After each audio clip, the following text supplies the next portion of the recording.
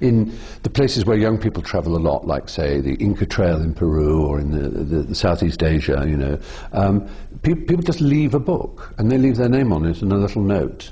They just leave it in a public place, anywhere. And someone picks it up and goes, oh, that's good, and they read the last note. They read it, and then they leave it. And these books have a magical history of going around. And it's...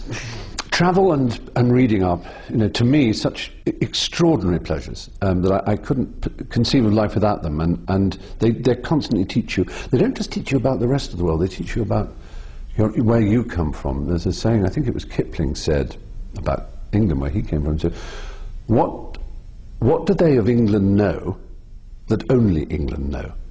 What do you know about your own country if your own country is the only country you know? You don't know America unless you've travelled outside and you see, then you think, oh, gosh, we do things differently. I didn't know. I thought the way we did this was so natural and normal, but they do it completely differently. You learn so much about your own country by travelling. Also, I think, to me, the people I've always admired most have had heroes, are sort of shameless about the fact that you admire other people.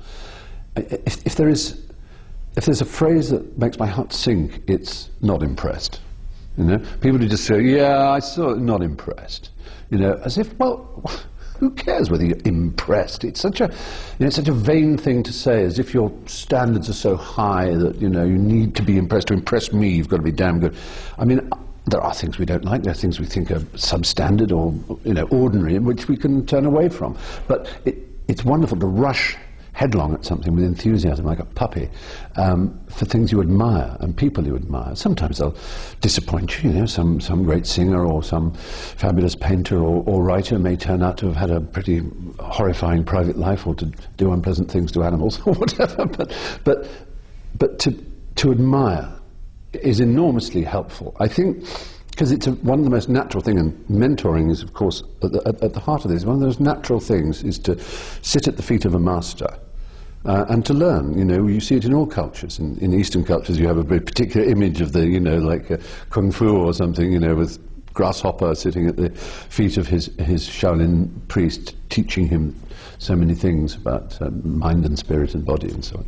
But also, you know, if you wish to, everyone knows if you wish to learn, say, the guitar, it's not exactly a master then, it's usually a friend. They hand it to you and they go, no, put your finger like that, you know, play that, and then just play that in that rhythm, and then when it's time for the change, it's that one, yeah?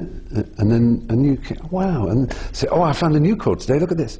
I go, whoa, that's really good. And then slowly you're learning the guitar. And then the time may come when you know enough chords, actually to get a book or a video or to take proper lessons if you wanted proper lessons in that way. But you're learning with friends, you're showing each other, you're learning together. And that's really what education is. To me, if I go back to I was lucky enough to go to university, and there were some splendid professors there, magnificent, you know, world-renowned people, and they were charming to talk to, and they knew a lot of things. But all the learning I really did was sitting with coffee in your rooms with friends, talking about everything, you know, the cosmos and God and Marxism and history and psychology and truth and lies and honesty and all the things that seem very pretentious later on and seem a bit over-earnest perhaps. But you make these journeys with your friends, you learn off each other, you take pleasure, like saying, have you seen this new chord, and some new idea that you've picked up. And so again, you know, learning is all about other people. It's not about yourself with your head in a book. I mean, there are things you can learn, of course, from, you know, dummies' guides and serious instructional works, but I don't think many people I know who've mastered anything have done so from that. They've done it through their interaction with others. I would say that probably one of the most wonderful things you can be given in life is the ability to give. Sometimes, because I've had a lucky life, you know, I have an opportunity to give something or whatever, time or money or whatever it might be, or a presentation or a speech or something, and people say, oh gosh, it's so kind, and they said, well, which would you rather be? Would you rather be someone who asked for help or money, or would you rather be someone who is in a position to give it? It's so obvious which it is. No one wants to ask. Everyone wants to give. And it astonishes me when I do meet people in my profession who who are closed to turning up to anything. I mean, I can understand why people wish to guard their privacy and they don't have to turn on every red carpet just because it's a charity event. But there are so many ways you can use any accumulated wealth or reputation or influence you may or may not have that are helpful for other people. And it's just the most natural and wonderful thing to pass it on. Almost everything I do, I sort of aim at my 14, 15-year-old self. I had a very troubled childhood, and it ended up with me going to prison. And I still want to talk to that young me. I still want to, do things for him. This is the book I would like him to have read when he was 16, sort of thing. I write, and not. I hope that my books are preachy or teachy, but I think sharing the benefits of life is the benefit of life, oddly enough. I think probably everybody watching me now has more power in any real sense in which power matters than, say, Louis XIV or Napoleon. We don't have power of life over death, which is probably one we don't want, so that's quite good.